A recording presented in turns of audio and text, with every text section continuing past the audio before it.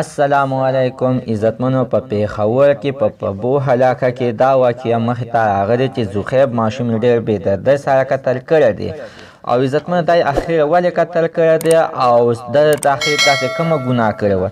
ټول معلومات زه تاسو ته په دې ویډیو کې کوم. زموږ دا ویډیو ته سره تر اخره پورې ګورئ چې تاسو ته پوره معلومات در ورسېږي. د دې معلومات نه مخکې زه تاسو ته دا یادګینه وکړم، تاسو کو چارې زموږ په دې چینل کې نوي وئ او چینل هم نوي سبسکرایب کړئ. مهرباني وکړئ زموږ هم دا چینل د سره سبسکرایب کړئ، خوا کې او سره د ټلۍ نشان ووهئ چې هر یوه نوي معلوماتي ویډیو تاسو ته په اسانۍ باندې در ورسېږي.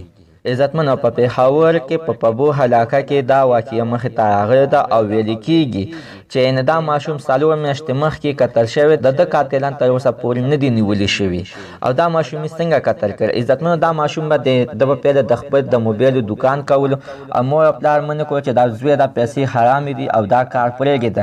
ډېر نیک عمل او د مور پلار منونکی و او ویل چې سعیده مور ته ویل چې واقعه چې تاسو خفه کېږئ، زه نه غواړم په داسې پیسو باندې به یعنې زوخیب ماشوم هغه کار پرېښودلو او راغلی ګاډي څه پلار یعنې د ګاډي ډرایور او پلار خپلو دوستانو سره خبره وکړه چې ما سره خو مې یو کشر زوی کار کړی، دا مشره زوی مې تاسو ځان سره چېرته په کار باندې کې. هغه دوستان یې راولګېدل او د ده دا زوخیب ماشوم یې ځان سره په کار باندې ولګولو. څو میاشتې تر څو ورځې کار یې ورسره وکړو چې په کومه ورځ باندې قتل کېدلو په دغه ورځ هم د کار نه ستړی ستومان راغلو.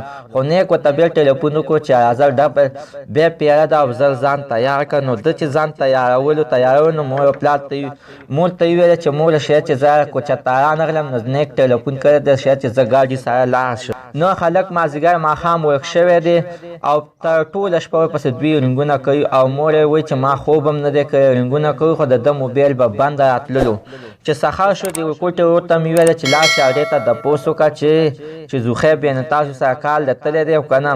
نو انډیوالانو ورته ویله چې او هغوی خو څه بېګا تللي دي، خو دغه انډیوال ته یې پته دا نه وه. دغه ماشوم راغلی مور ته یې ویلې، د مور د زړه بیا صبر شولو چې بیا لږ غونته ټیم تېر شو او دغه ریپورټ زوی مې راغلی چې مور یې راشه زوخیب خو هلته کې په خوړ کې مړ پروت دی. نو مور یې وایي چې زما د خپو نه ځمکه وتښتېدله خو بیا ما نه منله ځکه چې دا د موږ نه د کور ناروغه مټو ته دی او اوس دننه کېږي او دغه شان د چا بېدردۍ سره قتل کړی دی او کور ته مړی راځي. چې خلصه مې په خپلو سترګو باندې سوي کړه نو سترګو مې یعنې کار ونه کړو او د خپو نه مې ځمکه وتښتېدله. نو په دې کې بیا موږ د ده پلار ته ټلیفون وکړو او ورته هم ویلې چې زوخیب دغه شانتې بیمار دی او په هسپتال کې پروت دی او زر ځان راورسوه.